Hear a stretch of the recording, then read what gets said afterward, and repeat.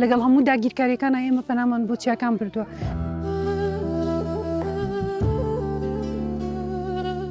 پێویستە هەموو ساڵێک ئەم هەڵمەتانە دووبارە بکرێتەوە و پاڵپشتی تەواو بکرێت. تۆ کە بەڕوو ناچێنی دارستانەکە مەبڕە. و نزیکەی 10,000 تۆی بەڕوومان چاندووە لە ناوچەی قەرەداغ و بەردەوام دەبین.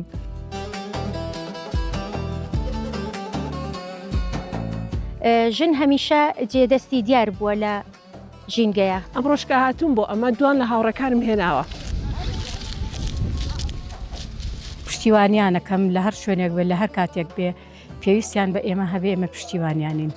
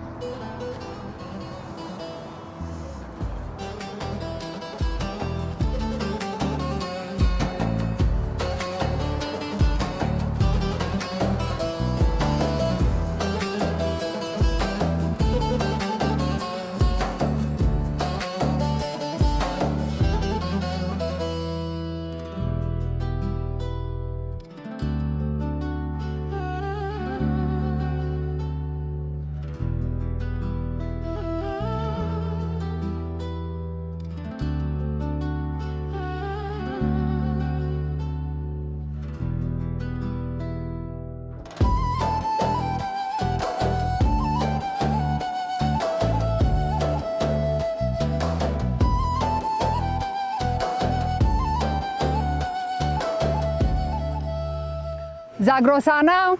هزری سەوزکردنەوە و پەیمانی پاراستنی سروشتی کوردستان. ئەیڕۆڵە دڵسۆزەکانی زاگرۆس، ئەی پارێزەرانی لانکەی ژیان، ئەمڕۆ چیاکانمان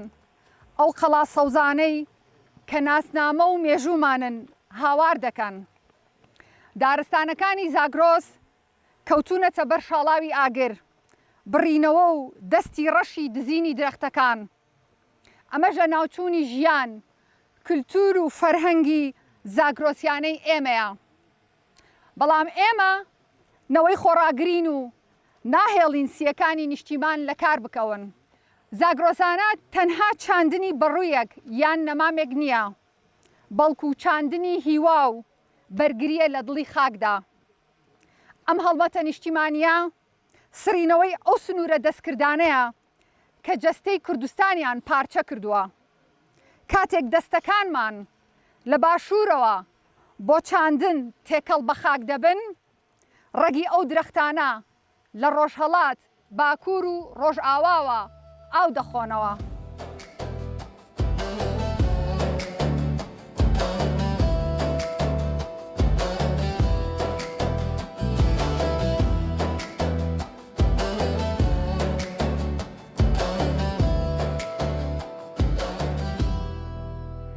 کورد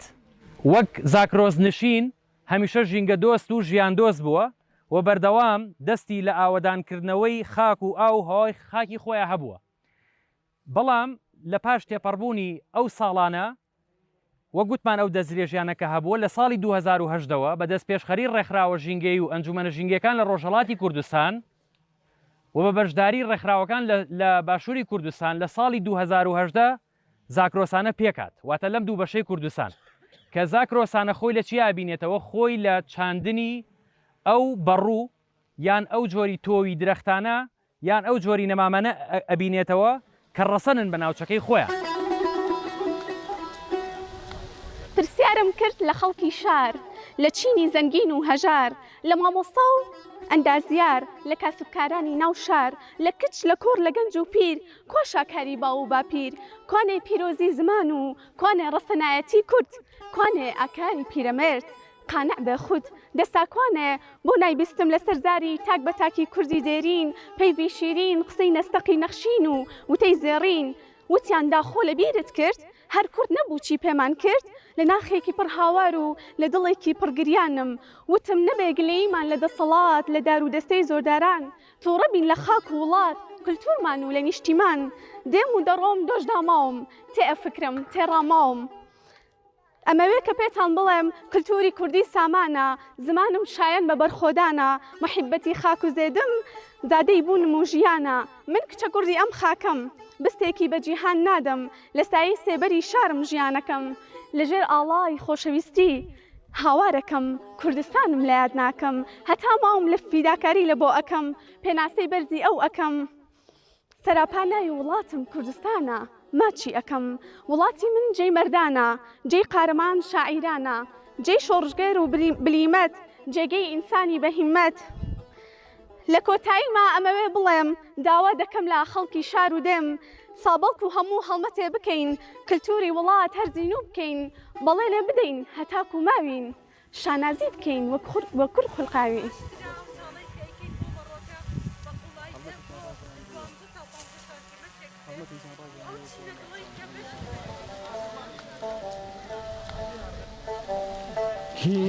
ژۆڵەی کوردستانی حۆری جوانی ڕزێوانی ژۆڵەی کوردستانی حۆری جوانی ڕزێوانی سوورە گوڵەی سەر شاخانی تەرکەڵەی هەورامانی کیژی ناسک و جوانی سەردەسەی سەر شاخانی کیژی ناسک و جوانی سەردەسەی سەر شاخانی ئێمە کورد وەکوونەتەوەی کورتکاڵی چییە جۆرێک توانین بڵێن پەیوەستبوونێکی ڕۆحیەمانەیە لەگەڵ چیە لەگەڵ هەموو داگیرکاریەکانە ئێمە پەنامان بۆ چیاکان بردووە چیاکان پارێزەری ئێمە بوون لانکەی ئێمە بوون لانکەی ژیانی ئێمە بوون و هەروەها لانکەی مانەوەی شۆڕشەکانی کوردن ئەوە ڕاستیە و زاگرۆسیش توانین بڵین هاواتای کووردە چکە وەکوونەتەوە یەکێک لە نەتەوە ڕەسەنەکانی زاگرۆس نشین کووردە بۆیە بە قورسایی زاگرۆس بە سەنگی زاگرۆس بە هەمان پێوەر و بە هەمان سەنگمانە بە کوردبوون و نەتەوەی بوونی کووردەیە.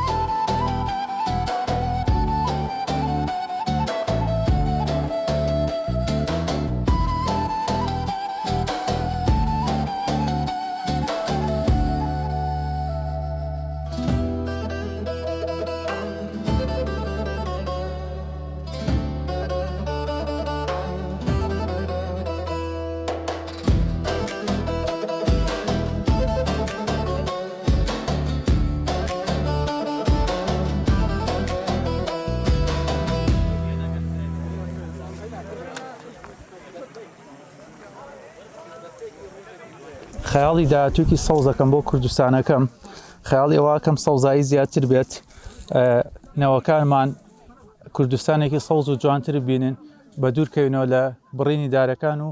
زیاتر سەوزکردن و زیاترکردنی ژمارەی دارەکان هەڵمەتێکی زۆر بەسوودە زۆر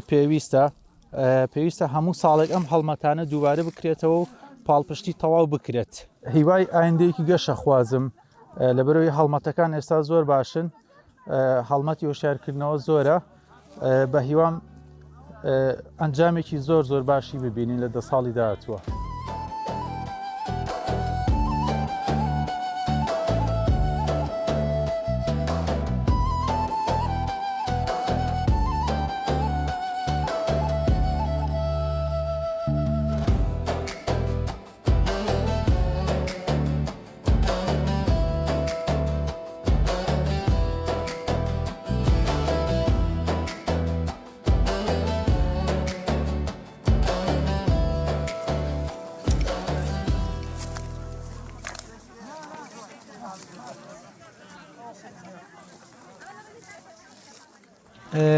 چیای زاگرۆس یەکێکە لە چیاکانی کە لە ناوچەی کوردستانە هەیە کە لە هەر چوار بەشی کوردستانەکانەوە بزانم درێژەی هەیە کە بۆ ئێمە وەکو ناسنامەیەک وایە تۆ کاستە باسی زاگرۆسەکەی کوردستان دێتەوە بەرنەزەرت دێتەوە بەرچاو و مێشکت ئەوەیە کە خۆشەویستێکی تایبەتی هەیە چونکە زاگرۆس داپۆشراوە بە ئەنواعی دار و دارستان کە یەشێک لە دارە بەناوبانگ و هەمیشەیەکانی داری بەڕووە کە ئەنواعی دار بەڕوشمان هەیە بگرە زیاد لە 600 داری بەڕوو هەیە بەڵام لە هەرمی کوردستانە بڵێن لە بەشی زاگرۆسە ئێمە 5-6 نوع لە داری بەڕوەکانی ئەناسین بۆ ئێمە هێمای خۆراگریە هێمایەکە خۆشەویستە لە لامان بۆیە پێشینیانی ئێمە کاتی قات و قڕی و قاتی برسێتی بەڕوو بووە کە توانێتی ئەوان بهێڵێتەوانە ینی وەختێک گەنم و دەغڵودان نەماوە بەڕوو یەکێک بۆ لە خۆراکانی و هێمایەکە بۆ ژیانەوەی ناوچەی زاگرۆس.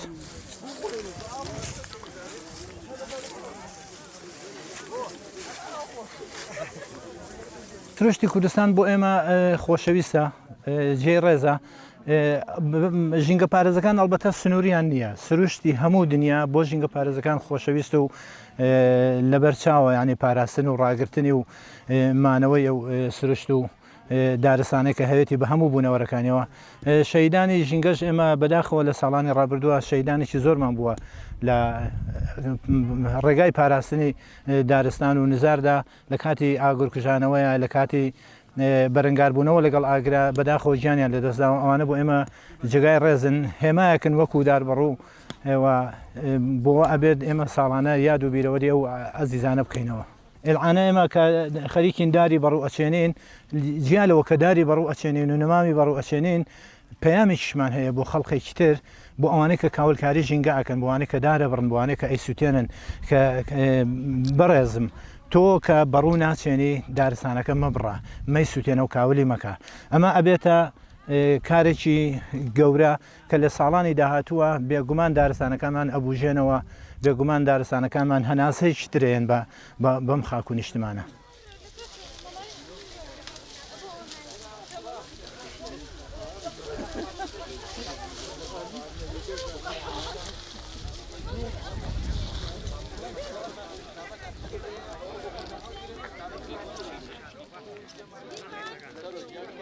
ئێمە وەکو ڕێکخراوی سروشتی کوردستان کە ئەندامین لە تۆڕی زاگرۆسانەی ئەمساڵ و دامەزرێنەری تۆڕەکە بووین هەستاین بە ئامادەبوون لە چالاکی زاگرۆسانە کە ئەم چالاکیە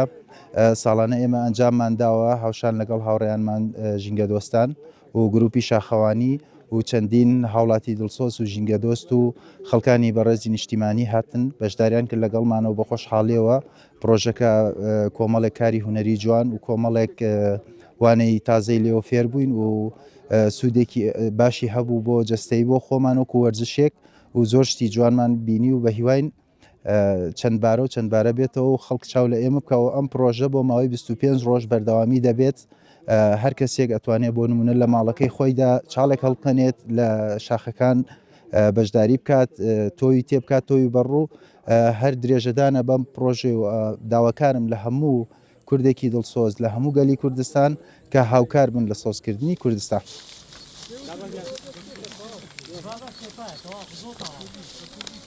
لەم چالاکەدا نزیکەی 150 کەسێک بەشداریان کردووە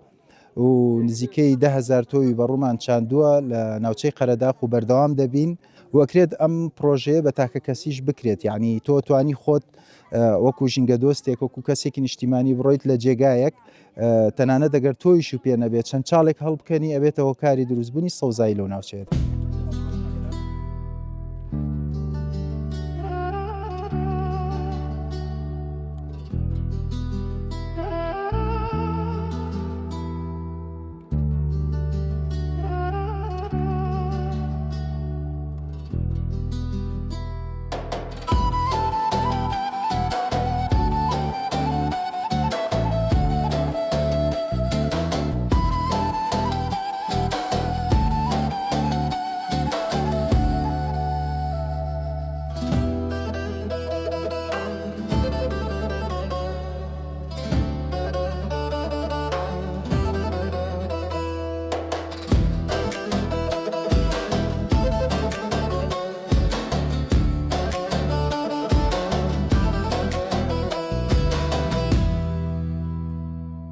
ناتوانین هەرگیز پێشبینی دەبە 15 ساڵ بکەین لەبەر گۆڕانی کەشوەوە ئەو گۆڕانە خێرایی لە گۆڕانی کەشەوە ڕۆیە توانین بڵێن ساڵانە ئێمە چاوەڕوانی بەرەنجامێکی ناخۆشین لە گۆڕانی کەشوەوە چکە مرۆڤ هێندە ژینگە و ژینگەی تێگاوە هێندە ژیان و بەرگی هەوا و خاکی پیس کردووە ناتوانین هەرگیز پێشبینی گۆڕانکاریەکان بکەین لە ماوەی 10 ساڵە بەڵام ئەوەیە ئەتوانین بڵێن ئێمە لە ماوەی ئەم 10 ساڵەیە ئەبێ بەردەوام بین ئەم ساڵ لە بەزاگرۆسانەوە بەبەڕ و ڕواندن 2 ساڵی کە لەوانەیە درەختێکی ڕەسەنی خۆمان خۆی باڵا دەستکە کەواتە گەڕین بۆ ئەو درەختانەی کە لە ناوچەکەیە باڵادەستی خۆیان و هەروە ڕەسانەتی خۆیان ئەپارێزن و بەرگی گۆڕانکاری کەشەوە ئەگرن خۆیان لەگەڵ گۆڕانکاریەکانی کەشەوە ئەگونجێنن ئێمە بەردەوامین لەگەڵ بەڵام وەکو پێشبینی هەرگیز ناتوانین لەم دۆخەیە پێشبینی 10 ساڵ و 15 ساڵی گۆڕانکاریە ژینگەیەکان و گۆڕانکاری کەشەوە بکەین.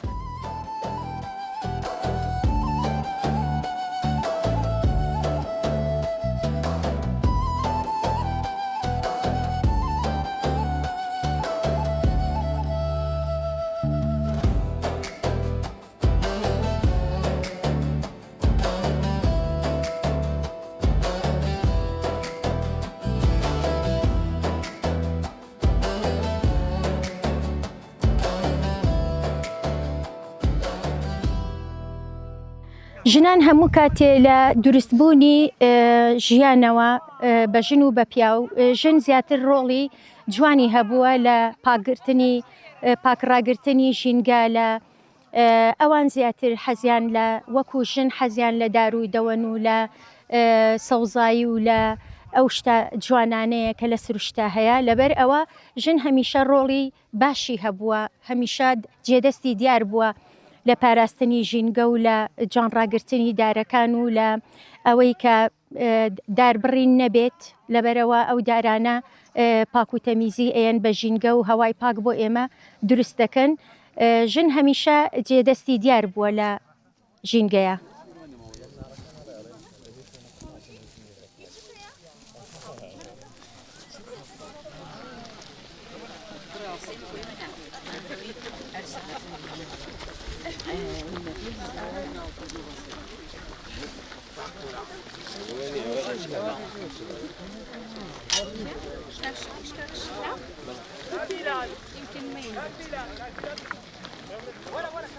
ژنان هەر لە سەرەتاوە ڕۆڵانە بۆ لە ژینگە پارێزی و پاراستنی ناوچەکانی خۆیانە و بە تایبەتی ئەگەر دیقەت بین لە ڕێکخراوەکانی ژنان چالاکی ژینگەیەکان زۆربەی زۆری چالاکوانان ژنن و لە هەڵمەتەکانی زاگرۆسانەشە کە ئەمڕۆ بەردەوامە بینین زۆربەی ئەتوانین بڵین بەشێکی بەرچاو لە ژنانن زۆر بە دڵسۆزی بە لە خۆبردوویەوە ئەتوانین لە ڕۆژێکی پشووە ماڵەکانی خۆیانان بەجێهێشتۆ و لەگەڵ ئێمە بەردەوامن لە هەڵمەتی زاگرۆسانە.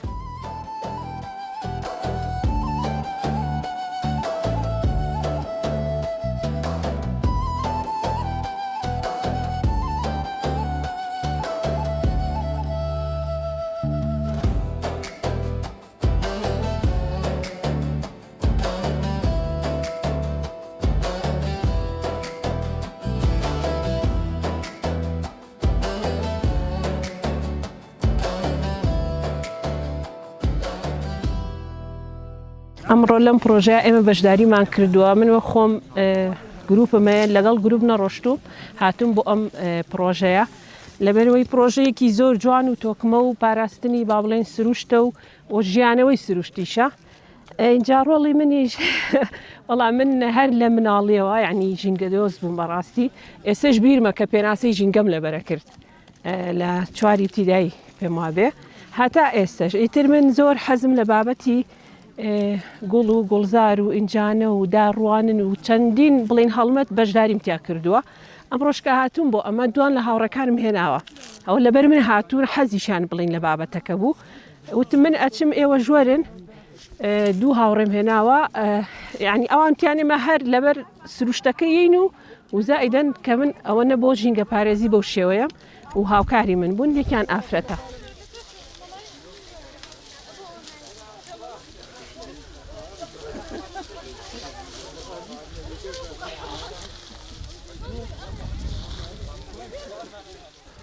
چیای ساکرۆز واتە پشتیوانی واتە کۆڵەکەی کوردستان واتە هیوای ژیانی نەتەوەی کورد لەسەر تاسەری کوردستانە تەمەن لەگەڵ زنجیرە چیاکانی تریشە وەک بڵێن حەسارۆس و وەک قەندیل و وەکو هەموو ئەم زنجیرە چیانی سەگرمە ئەوە زنجیرە چیای شەمێران و ئەو هەموو ینی بەشێکە لە پێکاتە و لە ماکی خاکی کوردستان خی گەورە وای دروست کردووە سروشتیان کە ئەمە خاکی کوردستانە و هۆکاری پشتیوانی و هۆکاری مانەوە و هۆکاری بەهێزبوونی گەلی کورد و نەتەوەی کوردە لە تاسەری جیهاندا.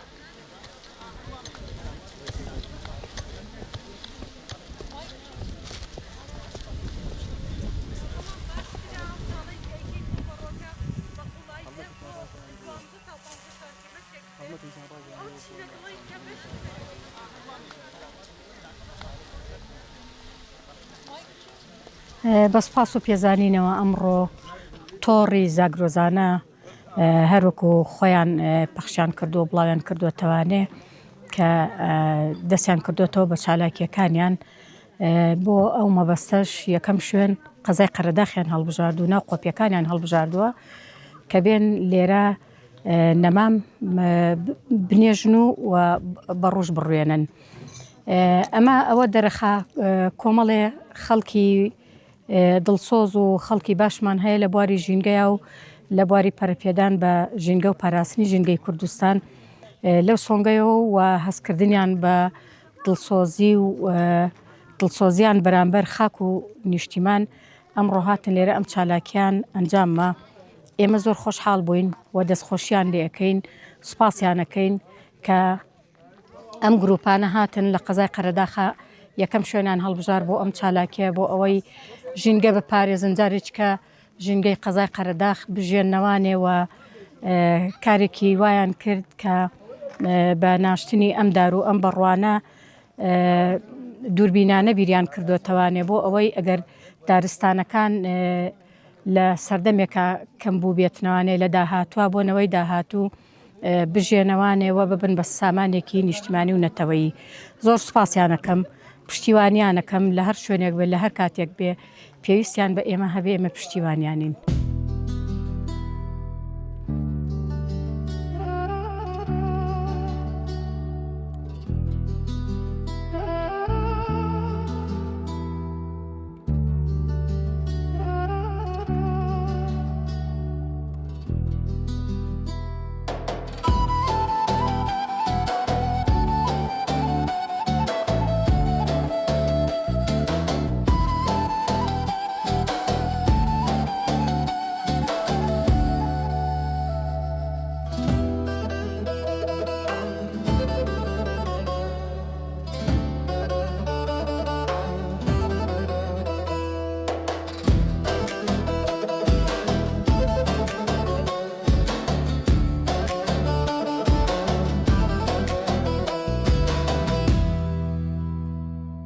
گەنجان لە هەموو نەتەوەیەکە کۆڵەکەی مانەوەی هەموو نەتەوەیە گەنجانە هەرچەنە ئێمە بەهۆی کرد تێکەڵبوونی کەلتورە جیاوازەکانەوە کەلتوری نەتەوە جیاوازەکانە ئێستا جۆرێک لە جۆرەکان دەتوانین بڵین جۆرێک لە ڕسەنایەتی ئێمە تێکەڵ بە کەلتوری ئەوان بۆ بەڵام لە هەموو کۆمەڵگەیەکە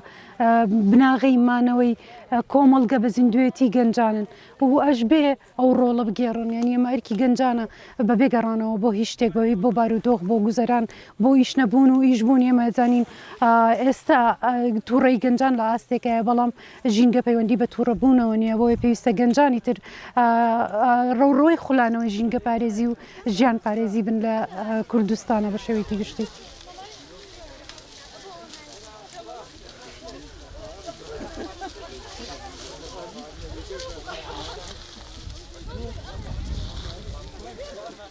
ئەمەڕۆ کۆڕەخراوی سروشت کوردستان کە ئەندامێکی لە تۆڕی زاگرۆزانە کە ئەم هەڵمەتی زاگرۆزانە بۆ وەکو حوتەمینی ساڵیادی زاگرۆزانە چاندنی هەرەوەزانەیە کە وەکو زیاتر سەوزاییکردنی ناوچە شاخەویەکانی کوردستان کە ئەمڕۆ لە قەرەداخە ساوین بە چاندنی زاگرۆزانی بەڕوو و دیارە هەروەکو لە کوردستان ڕێژەیەکی کەم لە درەختەکان هەیە لە سنووری ناوچە شاخەوەکان ئەمە بۆ زیاتر سەوزاییکردنی ناوچە شاخەوەکان هەستاین بە زاگرۆزان و چاندنی نەمامی زۆری بەڕوو.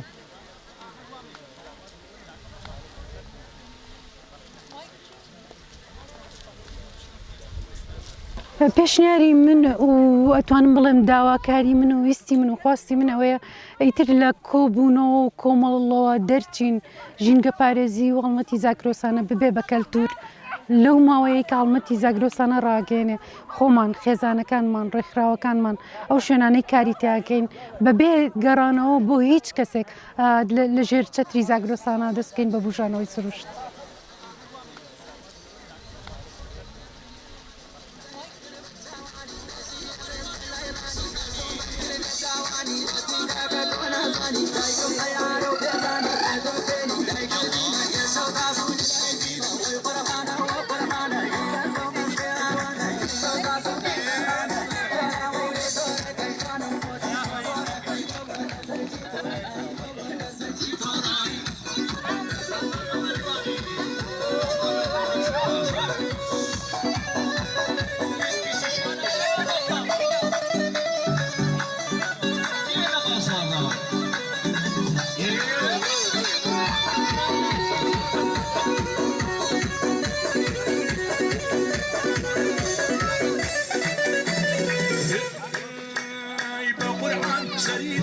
القرآن سريدس لذاتك تسربس وبيعي ونقص شبكة ريحان وينص بلو بلو بلومي وأولت وبندي ظلمي بلو بلو بلومي وأولت وبندي ظلمي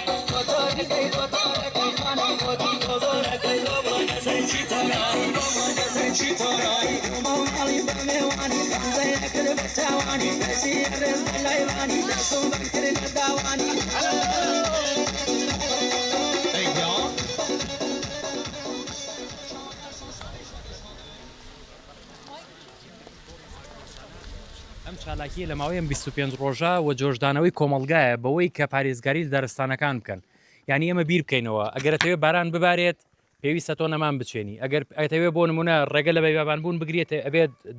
نەمان بچێنیت. بۆیە نەمامێکێکە لە هۆکارە هەرە ئەساسیەکان بۆ ئەوەی کە ئاژەڵ زیاد بێت گیانەوەرکێوەکانمان زیاد بێت و سروشت و شاخەکانمان لە ڕاماڵین بپارێزین و ڕێگە لە بیابانبوون بگرین و بەرەنگاری گۆڕانکاری کەشەوا ببینەوە. گرنگترین هاوکێشەش لە بابەتی ژینگە پاراستن پێش گەشە پێدان. ئەم کاری ئێمە هێندە تەرکیز لەسەر پاراستنی ژینگەی کوردستانەکەینەوە کەمتر مەسەرەن هەڵمەتی چاندن و مەسەرەن ئەم کارانەکەین بەڵام ئەم چوارچێوەی چاندنی نەمامە جیاوازە. با گریمانەوە بکەین ئەگەر گریمان 100% ئەم بڕوانە ئەمڕۆ هیچی سەوز نەبێ لایانی کەم ئێمە ئەمڕۆ لە ڕووی پەیوەندی کۆمەڵایەتی ژینگەیمان ئەمڕۆ پێگێناوە دروست کردو ومان هاتووتێن لای یەک لایانی کەم ئەمڕۆ لە جیاتی ئەوەی کە بۆ نمونە هەرێکەمان بە ئۆتۆمبیلی تایبەتی بسوڕێنەوە بە ناو شارەکانە لایانی کەم ئەمڕۆ هاتوونێتە ناو سروشتەوە بیر ئەەکەینەوە لەوەی ئەم شاخە چۆن دروست بوو ئەم سروشتە بوو بۆ بەم شێوازەیە مەسەلەن بەراوردی ئێرە لەگەڵ ناوچەیەکی تر و شوێنێکی تراکەینەوە بەرحاڵ ئەم بابەتە لە وەکو تۆڕی زاکرۆسانە ئامانجی سەرەکیەکەشی پێشتری بە فایلێکەکەمی مامبڵاو کردۆ لە چوارچێوەی چاندن و پارێزگاریکردن لە دارستانەکانە لەمە زیاتر و کەمتر نییە بەڵام ئەو چوارچێوەی تر دەکرێت بە شێوازێکی ترێمە گفتوگۆی بکەینەوە و پلان و پرۆژەش بۆەوە هەیە.